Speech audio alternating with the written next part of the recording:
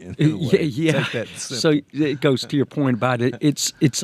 Retirement looks a lot like work. It's different work. So let me ask you this, because as a therapist, and it'd be an interesting question for Dan. I'd love to hear both your takes on this. Yeah, If we'll get to Dan when we get to Dan. How if about that? if somebody came to you and said, well, Dr. Baltimore, I retired and now I feel like I don't matter. I don't have a life. The life I knew is gone. What do I do? Right. Where Right. would you go as a therapist with that? Yeah, Because this guy's depressed. He's retired and now he's no longer. That as well. Yeah, so I guess, man, it does get back to your question about, doing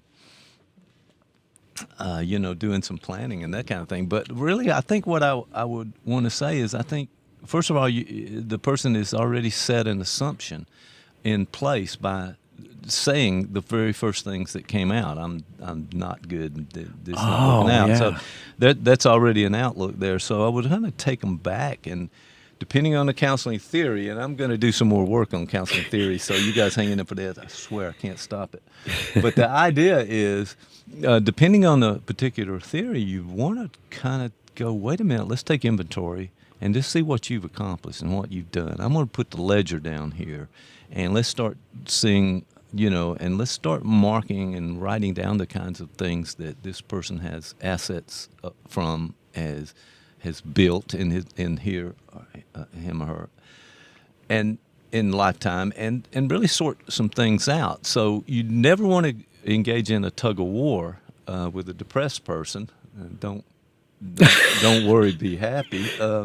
But you kind of want to set the record straight, and really, if you, from a cognitive therapy standpoint, for example, you really want to do and start a Socratic dialogue. You really want to ask people, yeah, you said that about yourself, but what's the evidence for that? And let's take a look at things and start to break down and things. What you end up doing is find out this person has a lot of assets, and they're probably estimating the difficulty somewhat, and you want to build on those strengths. You don't want to argue and tear down their thought process, because maybe there are some things that have caused this person to get to that place. But yeah, I think from the very start, if you sort of look for where, and this is another theoretical point of view, but you're kind of looking for the underlying feeling that is sort of floating there, and it may be something about self-worth, it may be about a lot of other things, but you kind of want to listen very carefully, and that's the first thing a counselor needs to do. So the answer to your question is listen, and then depending on the theoretical approach and what you feel as a therapist might be the best approach with the person sitting in front of you, and you've done your training and work and experience, and so you can make a judgment about which of those theories and which really the way to talk to this client, if you will, and kind of go from there. But there's two big traps. One is getting in the tug of war where I'm bad, no, you're not bad, and you're kind of pulling the rope,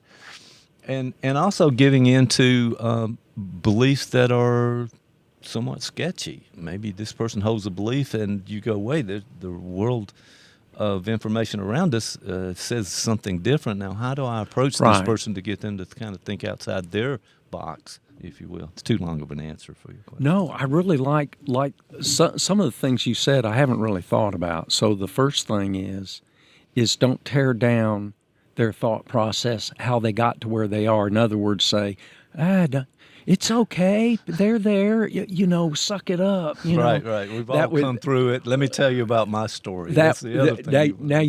That would be my approach totally. It'd be, back when I had that problem, I had that surgery, and here's what I did. So that's the first thing. But the second thing is and it's not all bad. However, used in that particular situation, I mean, the idea of self-disclosure should be very, very limited and never get to that point, and only tell that story about you when you are absolutely convinced that it's going to make just a little difference or open the door a little bit. Otherwise, stay silent. Keep those stories to yourself. That's what I'd say in training, but You know there's what? exceptions to those rules. See, so when I worked with you, maybe that's what I should have done. That was my next step, to actually go through and take that program and actually become a counselor, not just sort of pretend to be one because I was your associate.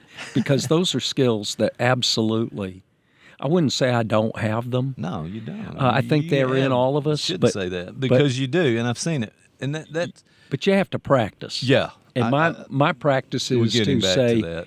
it. My practice is, if I tell one story, I figure 3 or 4 would be Man, better. I got a better story than that. Let me hear this. If you hear this story, everything's going to be good. No, I understand that, but yeah, and you were making a point. I took you off track just a little bit, but the idea that it is the tendency is to really connect with that person and let them know that you're really trying to feel and be in that moment with them in their journey.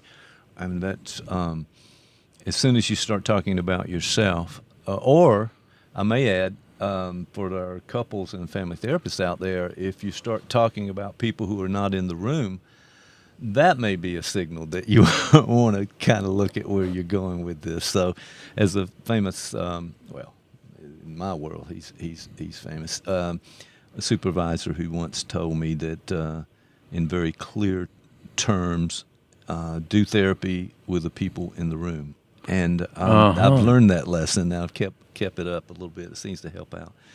But yeah, back to this idea of the person coming in not being ready for that. I think we have to depending on the theoretical approach, might be a reality therapy approach. What's stopping you from getting what you want? I mean, what you want your retirement? So it seems like something's blocking you from moving to the goals that you set. And what is that? And let's define it and just kind of take it apart a little bit. But what I like is that you put the ball back in the court of the person who's talking to you. So in other words, if you're doing sort of a self-analysis on this whole retirement trip or any trip, really, you ask yourself, okay, yeah, I feel this way or think I feel this way. So what are the reasons I feel this way? Right. Are those real? First, are those real concerns? And second, if they are is there anything I can do about them? Those kinds of things. I think that's sort of the William Glasser reality therapy approach, and I like the term reality in there. I mean, we're always struggling with those kinds of things, but in order to answer those questions about what's stopping you, you really have to go back and look at a history of this person to kind of get them to that point. You don't want to rush real fast in therapy anyway, but you do have to figure out, what's the missing information that this person doesn't have it there, or unwilling to accept information. So you do have to have enough information to convince a skeptic, so to speak, about their personal situation. And you're the stranger. You're the person on the outside kind of helping. So you have to be careful in those ways. But you have to provide enough information or reality to support this person's goal and what's going on, and have them seriously take a self-reflection period of time to say, hey, I don't like this. I don't like where it's going, and what can I do? And then when you face some of those facts, nobody wants to hear that therapy is going to be about you doing the work, not the therapist.